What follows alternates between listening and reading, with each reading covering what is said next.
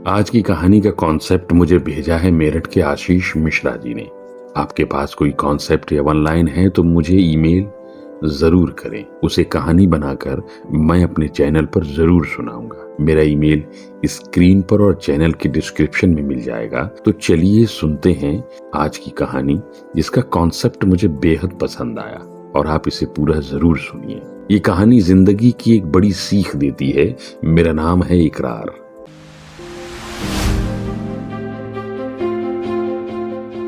एक गुरु महाराज और उनका शिष्य एक सफर पर कहीं जा रहे थे। रास्ते में उन्हें शाम होने लगी। सूरज लाल होकर अपनी लालिमा चारों ओर बिखेर रहा था। तभी गुरु महाराज की नजर दूर से गांव के बाहर एक पुराने और जर्जर मकान पर पड़ी। महाराज ने अपने शिष्य से कहा कि वो सामने एक मकान दिख रहा है, चलो वहां थोड़ा सा जल ग्रहण करते हैं और फिर आगे की यात्रा करेंगे। उस घर की तरफ जाने वाली पगडंडी पर वो चल दिए और मकान के टूटे दरवाजे पर शिष्य ने दस्तक दी तो दरवाजा एक महिला ने खोला जो पुराने से कपड़े पहने हुए थी। महिला ने जैसे ही महाराज की तरफ देखा और तुरंत हाथ जोड़ते हुए बोली, आज तो हमारे भाग्य खुल गए कि आपके चरण हमारी चौखट तक आ गए। आइए महाराज, अंदर आइए। गुरु महाराज और शिष्य दोनों आंगन में पहुंच गए। उस महिला ने चारपाई बिछाई और महाराज को बैठने का इशारा किया। गुरु महाराज और शिष्य बैठ गए। वो महिला बोली, महाराज पैर ऊपर करके आराम से बैठ जाइए, मैं आपके लिए पानी लाती हूँ। आप लोग मेरे चैनल को सब्सक्राइब कर लें। मैं उन चुनिंदा कहानियों को सुनाता हूँ जिनका है आपसे सरोकार। गुरु महाराज ने देखा दो बच्चे आंगन में खेल रहे हैं जो फटे पुराने कपड़े पहने हैं, जिनसे गरीबी का पता चल रहा था कि ये परिवार किस हालत से गुजर रहा है। तभी अंदर कोठे से एक मोटा सा आदमी बाहर निकला, जिसके चेहरे से पता चल रहा था कि वो अंदर सो रहा था।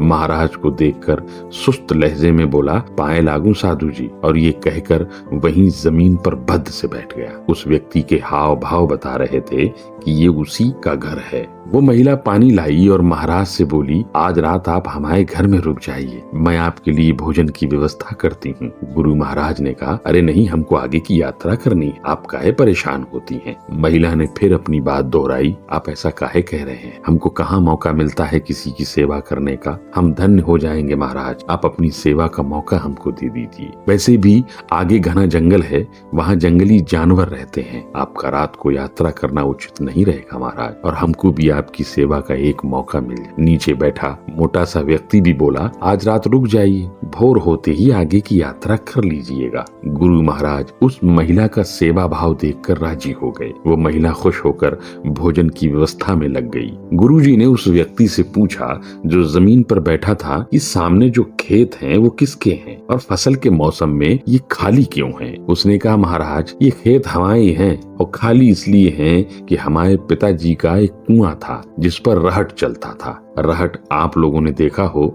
तो उसके बारे में कमेंट सेक्शन में जरूर लिखिएगा। अब कुआं सूख गया है और पानी यहाँ से आधा किलोमीटर दूर नहर से लाना होगा। महाराज ने कहा, तो खुदाई करके ले आओ। उस व्यक्ति ने कहा, अब कौन इतनी मगजमारी करे महाराज, जीवन तो ससुरा कट ही रहो है। गुरु महाराज ने कहा, कैसे कट रहा है? उस व्यक्ति ने कहा, वो गाय देख रहे हो, वो दूध देती है, कुछ बेच देते हैं और कुछ दूध बच्चे खा पी लेते हैं। महाराज ने देखा तो आंगन में एक तंगड़ी गाय बंधी थी। उस महिला ने अपनी हैसियत के हिसाब से खाने की व्यवस्था कर दी। गुरुजी और शिष्य ने थोड़ा सा खाना खाया और उस महिला ने आंगन में ही दोनों को सुलाने की व्यवस्था कर दी। महाराज ने उस महिला से कहा, मैं आपके सेवा भाव से बहुत खुश हूँ, भगवान जल्द ही आपके सभी कष्ट दूर कर देगा। गुरु महाराज ने उनके दोनों बच्चों के सर पर हाथ फिराया और उनको आशीर्वाद दिया। वो महिला बहुत खुश हुई और हाथ जोड़कर अंदर चली गई। रात के आखिरी पहर गुरुजी उठे और अपने शिष्य से धीरे से कहा, चलो हमें निकलना है और इस गाय और उसके बछड़े को भी साथ ले चलो। शिष्य के पैरों तले से जमीन खिसक गई। उसने धीरे से कहा, महाराज ये घर भूख से मर जाएगा, ये पूरा परिवार इसी गाय पर निर्भर है, उनकी सेवा का ये सिला दे रहे हैं आप? गुरुजी ने गुस्से में कहा, जितनी तुम्हें आज्ञा दे रहा हूँ उसका पालन करो और जाओ और चुपचाप गाय खोल कर ले आओ। गुरुजी और उनका शिष्य गाय और बछड़ा साथ लेकर चले गए। लगभग 15 साल के बाद वही शिष्य जो अब गुरु महाराज बन चुके हैं उसी रास्ते से अपने शिष्यों के साथ गुजरे। वही शाम का वक्त था, सूरज अपनी लालिमा बिखेर रहा था। घनी झाड़ियों में वो शिष्य खड़े थे, अपने चेलों के साथ उसी पगडंडी पर चल दिए जो उस गरीब के घर की तरफ जाती थी। सोच रहे थे कि उस रात के बाद उस घर का क्या हुआ होगा, चलकर देखा जाए। एक डर मन में कौंधा ले रहा था कि कहीं उस रात हम पर शक हुआ हो या किसी ने गाय ले जाते हुए हमें देख न लिया हो। लेकिन एक अपराध बोध उन्हें उसी तरफ खींच ले जा रहा था और मन में चल रहा था कि मैं चोर तो हूँ, आज अपने उस पाप की सजा भी भुगत लूंगा। मन से बरसों पुराने अपराध बोध से छुटकारा तो मिलेगा। वो गुरु महाराज जैसे ही अपने शिष्य के साथ झाड़ियों से लहलहाती फसलों से बाहर निकले तो देखा कि उस जगह पर एक आलीशान मकान बना है।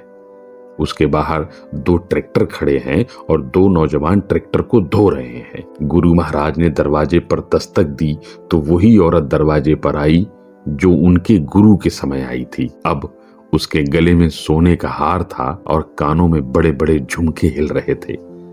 बनारसी साड़ी का किनारा सोने की तरह चमक रहा था। सामने एक पतला सा मगर हष्ट पुष्ट व्यक्ति लखनवी नवाबों की तरह हुक्के के धुएं से छल्ले बना बनाकर उड़ा रहा था।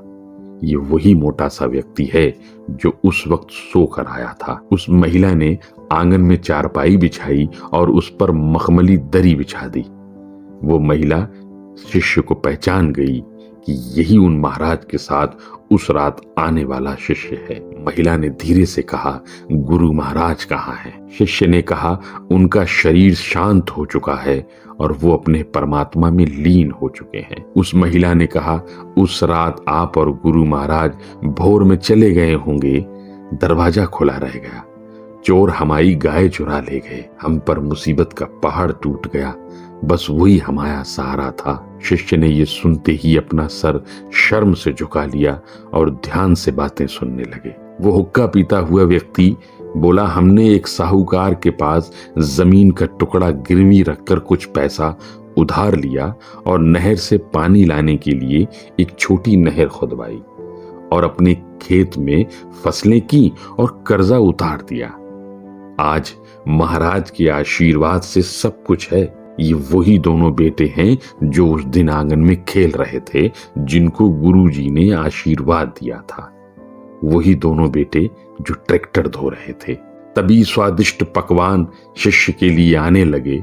शिष्य ने शर्मिंदगी के साथ हल्का सा भोजन किया। तभी वो महिला एक कागज की पर्ची लेकर आई और कहा, उस रात की सुबह गुरु महाराज के तकिए के नीचे ये पर्ची निकली थी। शिष्य ने उस पर्ची को खोला तो उसमें लिखा था कि ठहराव इंसान को कीचड़ बना देता है, सफलता निरंतर आगे बढ़ने में है। शिष्य उस पर्ची में लिखा पढ़कर फूट फूट कर रो दिए और गुरुजी को याद करने लगे।